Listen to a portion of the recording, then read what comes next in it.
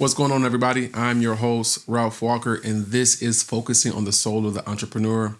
I'm excited, as always, to be back in front of this camera just to give you exactly what's going on with my mind and what I'm dealing with in my world. One of the coolest things right now, you see I got my jacket on.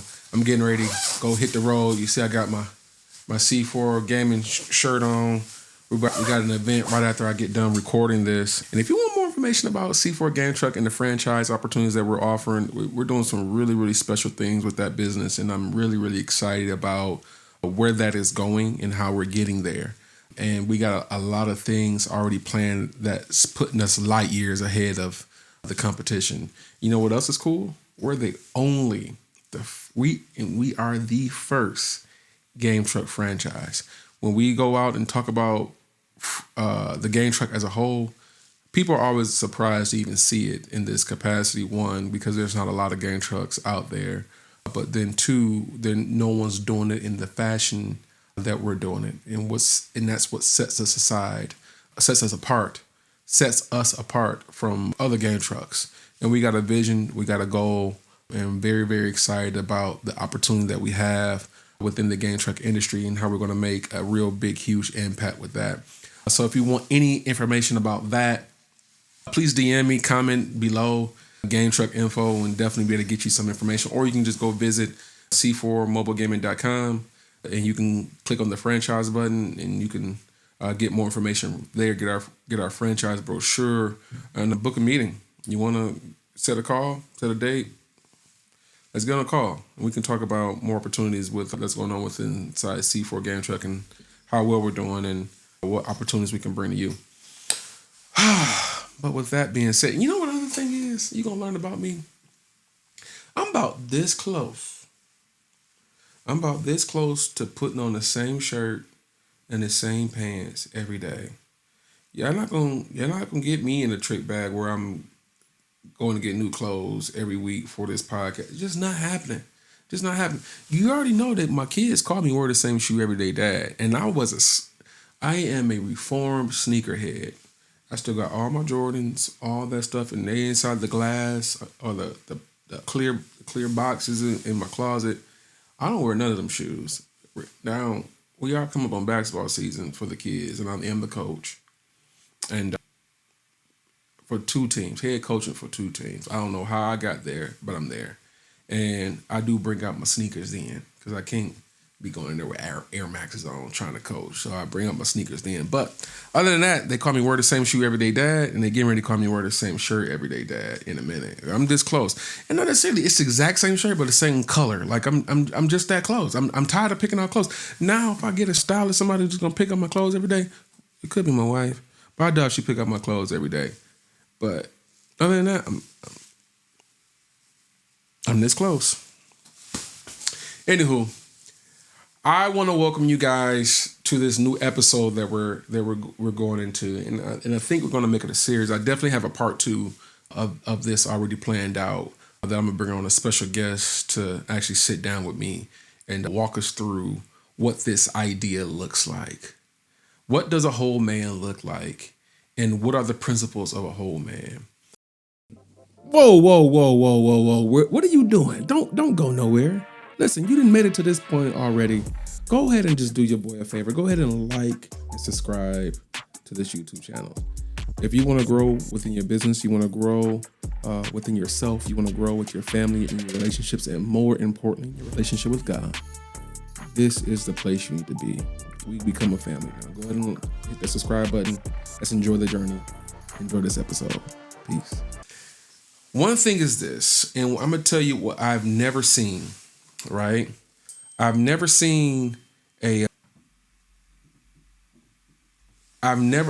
know. I'm not saying it doesn't exist. I'm not saying that it's not out there. I'm not saying that this person doesn't exist on this world and this planet, but I haven't yet to come in contact with a whole man. And you're like, what is a whole man? And I'm gonna break down the categories of it and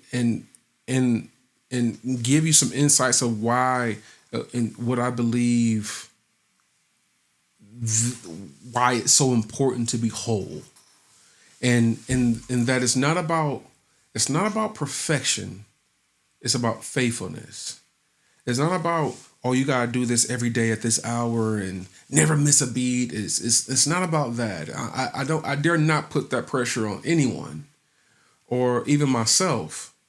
But I do believe that there's areas of our lives that we can be more faithful in, that we can be more conscious about, that we can be more aware of, and give more investment into, that we become lackadaisical in areas because these areas, these other spaces that we're in are more successful, that it causes us to be a little bit more lazier in these areas. And we're going to uncover them. And what I believe that God is looking from us or expecting from us and what desire from us is to be whole in all the areas that we occupy, that we become faithful in these spaces. And one of these spaces is this, and this is something that I've seen over my life, right?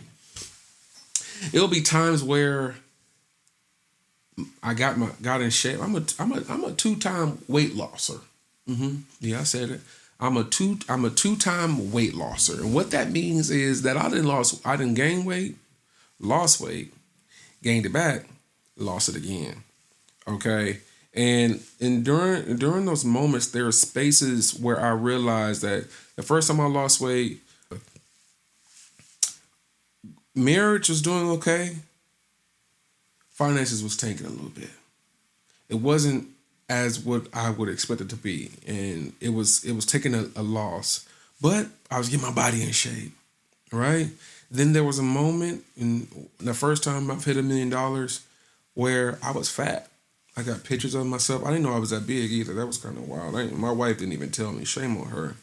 That I was marriage was good. Finances was good. My relationship with my children is good. But there's two spaces that I lacked in. One was my relationship with God. It started taking off a little bit. But then my health was also taking off too. And so it was just like, and then one day I was just like, God, there's no way you've given us family, but then our ambition is killing our relationships.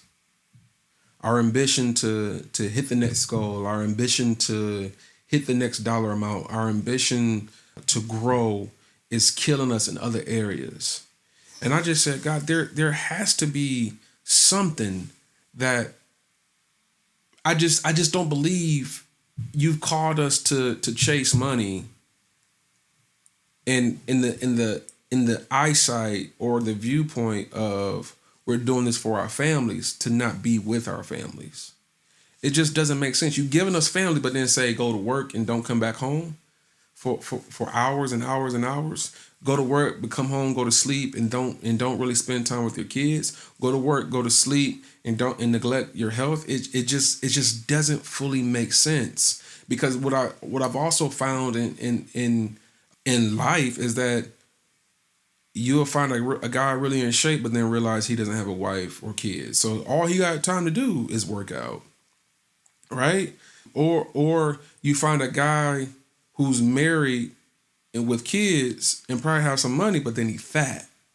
And probably the marriage isn't all that great either because he's fat. So there's no discipline and there's no care and there's no consciousness. There's no awareness of health. There's neglect in that space because he's trying his best to fulfill all these other areas. So when I look back inside the whole spectrum, I just can't find it. I'm not saying that these men aren't good husbands. I'm not saying that these men or people in general, even women, it's not just, when I say whole man, I'm talking about people in general, not just men, but I'm looking at men specifically because I'm a man. And so I look at that with that and I just believe God just like, dude, you can be whole. Hustle culture was created by man, not me. And hustle culture, we created this idea that it's about the grind and not about wholeness. It's about chasing to the next dollar and not making sure that home is good. It's about chasing after our next goal and not making sure our children are good. We're paying for things. We're paying for schools, and we're paying for shoes and clothes and food on the table and extracurricular activities, but we don't have no real relationship with our children. We're paying for hair to get done, nails to get done, dinner, and whatever it may be, but the relationship with our wives are lacking. Why? How did we get to this place where we became lackluster in all the things that God has given us with no real conscious? I'm not saying we need to have a six pack. I'm not saying that, but we should be able to do 50 push-ups straight. We should.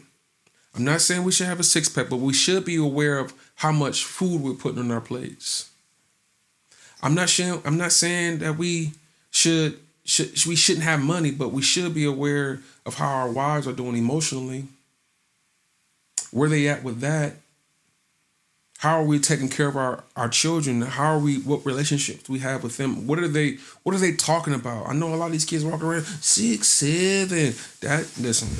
That right there, I don't know where we're going with that. I don't know. But that's a little wild. 6, 7. Listen, who they even talking about? I don't even know if he even know what they talking about. But I'm realizing that God is just desiring us to be whole.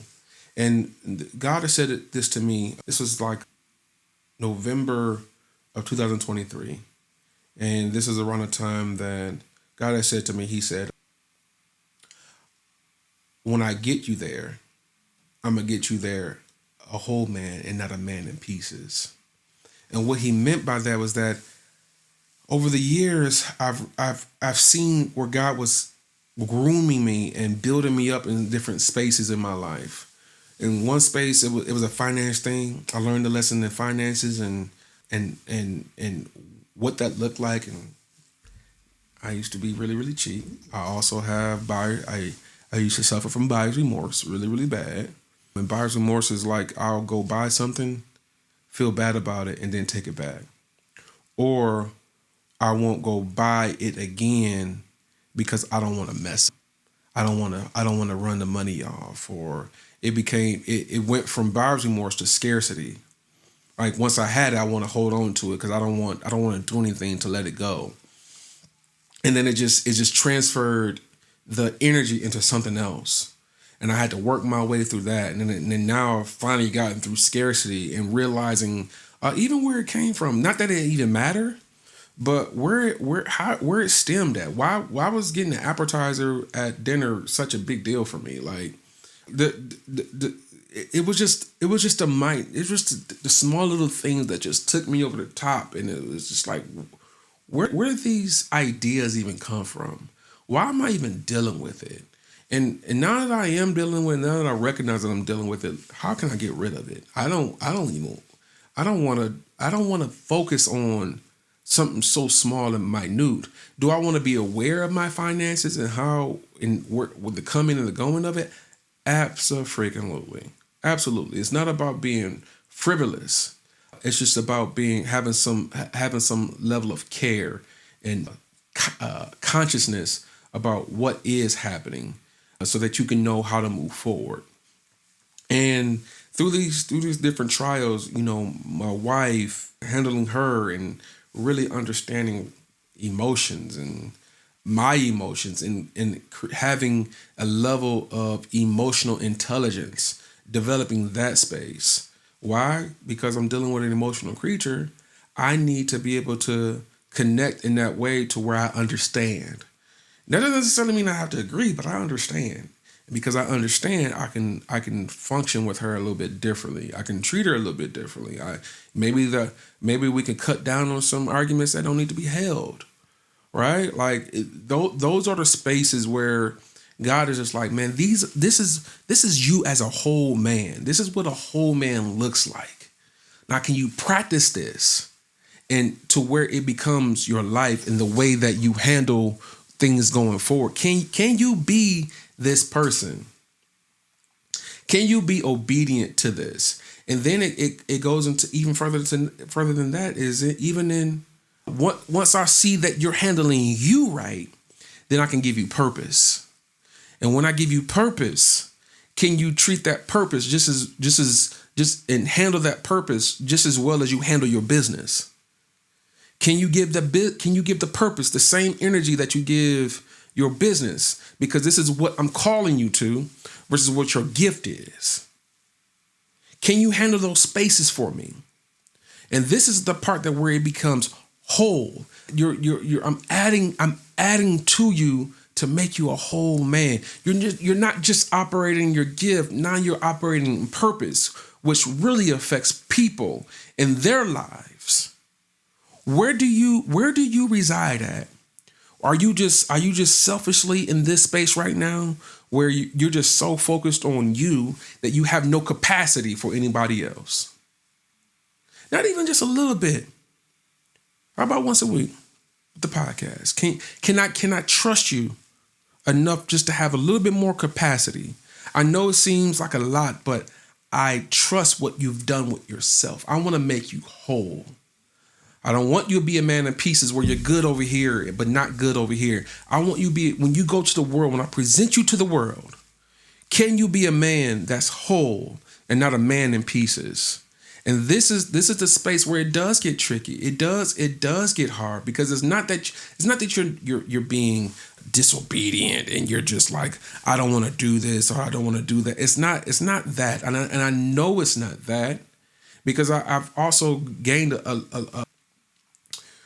gain grace through following purpose because it's pressures that come about that make you feel like, man, I got to handle this because if I don't handle this, how am I really supposed to do this? And God is like saying, look, if you follow a purpose, I'm going to take care of that. But we're scared. It's fear that comes inside that stops us from fully walking in that level of obedience that's going to ultimately make us whole. One of the things that I understood, one thing that I've understand in this at this time is that the space that we're in, it has one thing I've came to understand is that the space that I'm in, I get almost like anxiety about purpose sometimes. And it comes in the form of me being fully in front of people. And I've trained myself so much to be behind the scenes because I've done websites and marketing for all these different companies that I became very, very comfortable being behind the scenes. Even though I know I'm good in front of the camera, I became so comfortable being behind the scenes. I'm gonna be rich now behind the scenes. I'm gonna be me behind the scenes, but I became so comfortable being in the corner in the shadows, doing what I do. Nobody knows what I'm doing. Nobody has an idea. And I became so comfortable with that now being in front of the camera, it's not that it's uncomfortable, it's that it comes a pressure when people actually like what I'm doing.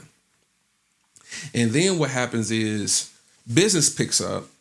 I get in the camera, I become consistent with doing this. Business picks up, and then I'm like, I'll record this tomorrow, or let me go handle this, and then I'll get back to this. And now God is just like, so this is what we're gonna do? You're gonna come in and out of being whole as I grow you? Is that what we're gonna do? Is that how we're gonna treat this relationship now? That when I elevate you just a little bit in this space, you decide to give up on what this space is, and that's because you're not getting paid by it? Is that what we gonna do? And I had to sit back and I had to really like, man, that is what I'm doing. Coming in and out of purpose because I'm getting paid somewhere else. And it just takes me back, even just sitting here, just saying it out loud, takes me back to this. When I was 17 years old, just a little fun fact that I got called to ministry when I was 16 years old. I got ordained as a minister 17. And I had this journal, and I was writing this journal like I the gift for business has been in my pocket since fourth grade. That last I can remember. I used to hustle anything, sell anything. I even conned a manager at Little Caesars to let me take the trash out so I can get free crazy bread and Italian cheese bread after school. Let me take the trash out and let me make my own Italian cheese bread. Man, let me do it. I'll take all the trash out. I'll come right on there and there, and they let me make my own Italian cheese bread and crazy bread. Gave it to some of my friends, and we had a good time. So when we used to burn CDs, used to make mixtapes, sell CDs. Got to high school, sold as much candy as I could. I was making $500-$600 a week selling candy, a lot of money, to the point that I didn't know what I was gonna do. The next level is selling drugs. In my head, when I didn't start selling drugs the next bit, but it definitely crossed my mind because I had some broke days in college. I just didn't like being broke. It's actually one of the reasons why I dropped out of college. I was just too broke. I had to go get me a job. National City, here I come. Worked at the bank for a while because but anywho, this contract that I made at that time with God was that, like, look, God, if I follow this path down this road with you, please fill the voids I know I'm going to fill with my friends. God, please don't let me feel it. Don't. I know that the temptation with girls is there. I don't want to be this guy who's halfway in church and doing ministry, but then got another secret life on the outside. God, just make it so I don't have to just say no, but that I honor the opportunity to exit when there's an exit. And I did that. Every time there was an exit, I took it. Even when it came to friends, I took the exit. Everybody else smoking weed in high school, drinking, having sex, partying. I said no. Or I just took the exit. It's just something that he placed me in. I embraced the new places that he put me in, so I didn't have to just say no. I didn't fight it. I didn't make up excuses to still try and go get whatever. I said okay. And ever since then, I find myself back in those spaces where that contract comes up when he's like, oh, buddy, I want to let you know something. Remember when I gave you purpose? Then it's still here. Remember when I agreed that I wouldn't put you in front of nobody, and you didn't have business going. And remember when you said that if I did this, that you have to have a successful business. Oh, that contract is still there. The promise that I gave you then 20 years ago now is still the same promise today. But this time, I don't want you to get into a space where you start realizing or start thinking that you're not that important anymore to the vision. You are. I called you then, I'm still calling you now. And it's in the form of this podcast now, but it's with more wisdom. It's with more understanding about where I believe and being able to hear God's voice in an amazing, clear way. And I'm grateful for it. And the thing now is, how do I become whole in all these spaces? What does a whole man look like? How does it feel? And what is the level of obedience that comes along with being a whole man?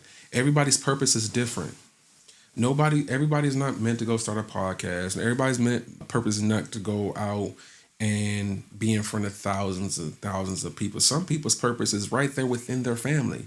They're there just to help and save their family. That is your purpose.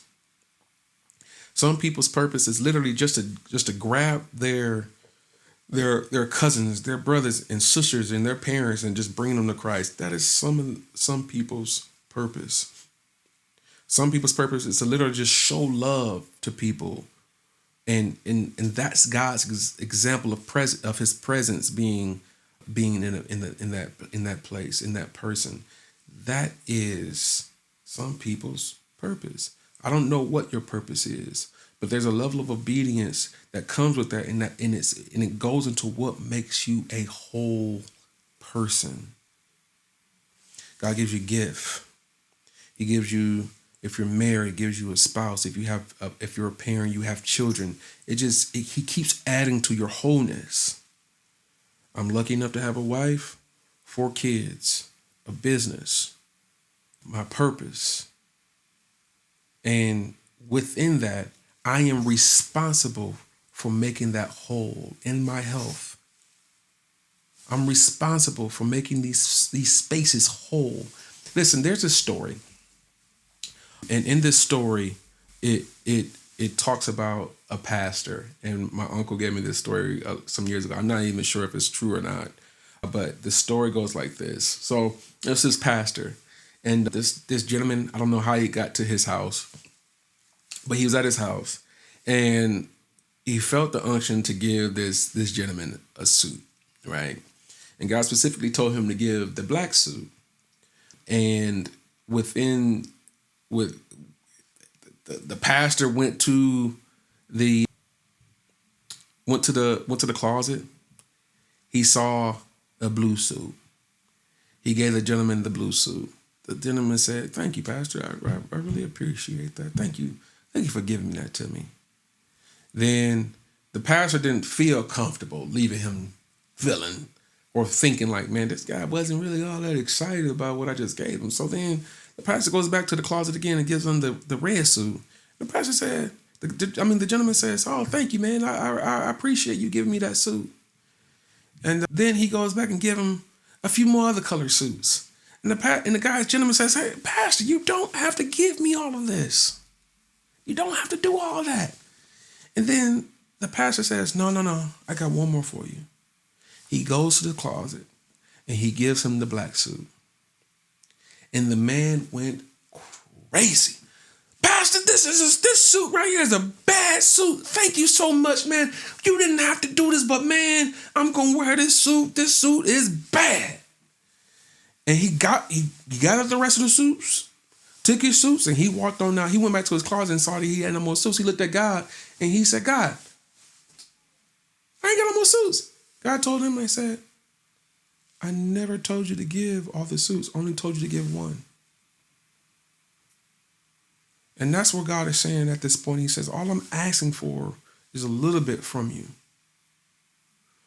These areas that you've asked for, I want you to manage these areas that have been given to you. This is what makes you whole. I know it may seem hard. I know it may seem this, and I know it may seem that, but this makes you whole. This is why I'm on a 90-day challenge of becoming whole in all these different spaces. Of becoming whole in all these different spaces and really practicing what it's like to be faithful in my purpose on a daily. What it's like to be faithful in my health on a daily, not in and out. And the thing is this, it's not about perfection. It's not about perfection. Some days you're going to have this and some days you're going to have that. But overall, where's my mindset? Am I conscious of what I'm doing? I know this morning I try my best to get to the gym about 4:15, 4:30. No, I wake up at 4:15. I get to try my best to get to the gym about 4:15. I mean 4:30, 5 o'clock. This morning I didn't get to the gym till about 6 o'clock. I didn't even do my full workout. I did my cardio, cold plunge, steam room, took a shower, and got up out of there. I didn't do the full routine, but I got there. And that's what God is just like, man, can you get there? I know there's gonna be you're gonna have a lot of perfect days. You're gonna have everything that you rolling, but can I trust that you just gonna attempt to get there? Some of us are just like, nah, I ain't doing it at all. I don't feel like it. But can you do it outside of your feeling? Because this is what you've been called to do. Can you still love your wife the way she deserves to be loved, even though you don't feel like doing it right now because she done pissed you off? And vice versa, husband to her, wife to husband. Can you still go give your all today? Can you? Can you try? Can you be aware of all these spaces that we're responsible for, that you've asked for, and has been given to you? Can you organize it in your life that it creates a well-balanced machine? These are the things that make you whole. It's not about how much money you're making. It's not about any of these things. It's just about being faithful in these areas. And God expands in your faithfulness. When God expands me, I don't want him to just expand me in one part of my life. I've had that. But I want him to expand me in other spaces. I want my life as a whole to be a direct resemblance of my obedience and my behavior to what I believe God is in my life, and how he shows himself. I want to put God on display in all of my areas of my life. The relationship I have with my children, the relationship I have with my wife, the relationship I have with God himself, the relationship I have with my business. I want it to be in good standard form. When somebody comes into my life, they know God is present. I want it to be seen in the way that I eat. Hey, I eat like this because this is my temple. And this is why I'm trying to lose the rest of the weight. I got 20 more pounds. I know I've been saying 20 pounds for a minute, but I never said that I'm perfect. I never said that, but this is why I'm on a 90-day journey. These are areas that I got to clean up. And the thing is this, what I've also learned is that things change. At some point, I'm going to reach the 20 pound loss. And that's going to change into something else. We'll never have to be worried about the next space that God wants you to be in, because figure this out first. Clear this plate. And I'm going to fill it up with something else. That's going to be fulfilling. That's going to continue to make you whole. Going to continue to put a smile on your face. Going to continue to make you eager to go after more. But go after more with God's grace, God's mercy, God's provision, which is his protection around anything and everything that he has you to go out and do. I love the provision. It's not about what God is doing. It's about the protection around what he's doing that's making you move forward. I want to leave you with just a few things. And one of the things is this: wholeness isn't imbalance, it's integration. God doesn't want perfection. He wants you to be in unified purpose. I'm not striving to complete anymore. I'm learning to live connected. My anchor line is my obedience is my family's blessing. I want you to walk away with that, thinking and knowing that your obedience to what it is that you're supposed to do is somebody else's blessing. Isn't that amazing? You're going to make somebody else's life easier just because you were obedient. Somebody's not going to have to go and deal with what you dealt with because of your level of obedience. And that puts a smile on my face to know that my children aren't going to have to do what I'm doing But now to build, they just gonna have to manage because of my level of obedience. They're just gonna have to manage their relationship with God. God's gonna tell them exactly what to do, how to do it, and when to do it. I'm gonna leave you guys with that. Stay tuned for part two. I'm definitely got a guest coming on to take this whole man idea further. I'm Ralph Walker, your host, and this is focusing on the soul of the entrepreneur. Thank you guys. Talk to you soon.